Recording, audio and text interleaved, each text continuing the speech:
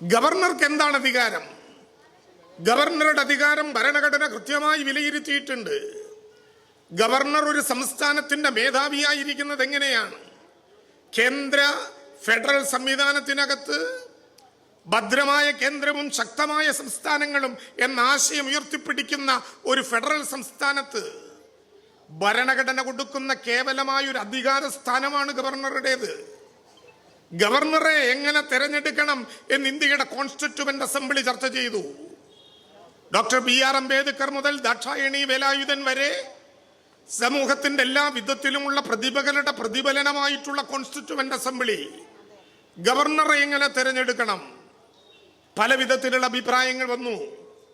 ഒന്ന്, ഗവർണറെ കേന്ദ്രം നിയമിക്കണം എന്നായിരുന്നു. 2, ഗവർണറെ സംസ്ഥാനങ്ങളുടെ നിർദ്ദേശത്തിന്റെ അടിസ്ഥാനത്തിൽ പ്രസിഡന്റ് നിയമിക്കണം എന്നായിരുന്നു. 3, ഗവർണറെ കേന്ദ്രത്തിന്റെ നിർദ്ദേശത്തിന്റെ അടിസ്ഥാനത്തിൽ പ്രസിഡന്റ് നിർദ്ദേശിക്കണം എന്നായിരുന്നു.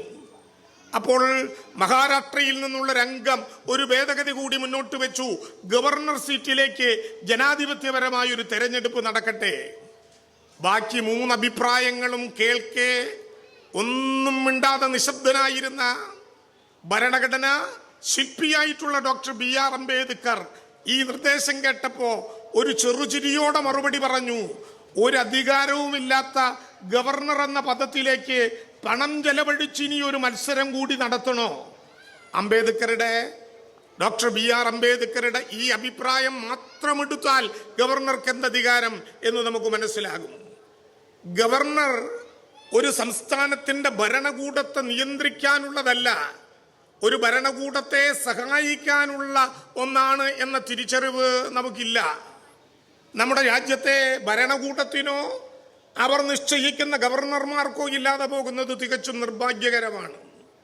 നമ്മുടെ സംസ്ഥാനത്തെ നേരത്തെ ഉണ്ടായിരുന്ന ഗവർണർ നമ്മുടെ നാട്ടിൽ എല്ലാ വിഷയങ്ങളിലും ഇടപെട്ട് ഒരു കേന്ദ്ര ഗവൺമെന്റിന്റെ നയം പോലെ നമ്മുടെ നാട്ടിലെ യൂണിവേഴ്സിറ്റികളുടെ തലപ്പത്തിരിക്കുന്ന ജനാധിപത്യ ബോർഡുകളിലെ അംഗങ്ങളെ ഉൾപ്പെടെ സംഘപരിവാര കുടുംബാംഗങ്ങളെ കയറ്റി നിർത്താനും പ്രതിഷ്ഠിക്കാനുമുള്ള വേദിയാക്കി മാറ്റി. കേരളത്തിന്റെ നിയമസഭ പാസാക്കുന്ന ബില്ലുകൾക്കകത്ത് അടയിരിക്കുന്ന ഉപകരണങ്ങളായി മാറി. കേരളത്തിന്റെ നിയമസഭയാണ് ജനാധിപത്യ വേദി. ഈ നാട്ടിലെ ജനങ്ങൾ വോട്ട് ചെയ്ത് ജയിപ്പിച്ച ഒരു നിയമസഭ, അതിൽ ഭരണപക്ഷവും പ്രതിപക്ഷവും ഉണ്ടാകും.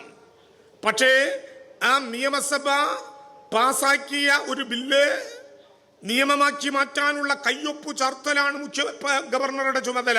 അനുച്ഛേദം 200 ഭരണഘടന കൃത്യമായി വിശദീകരിക്കുന്നുണ്ടത്.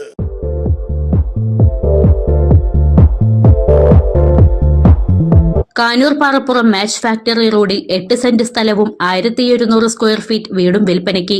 കൂടുതൽ വിവരങ്ങൾക്കായി 9605 624952 എന്ന നമ്പറിൽ ബന്ധപ്പെടേണ്ടതാണ്.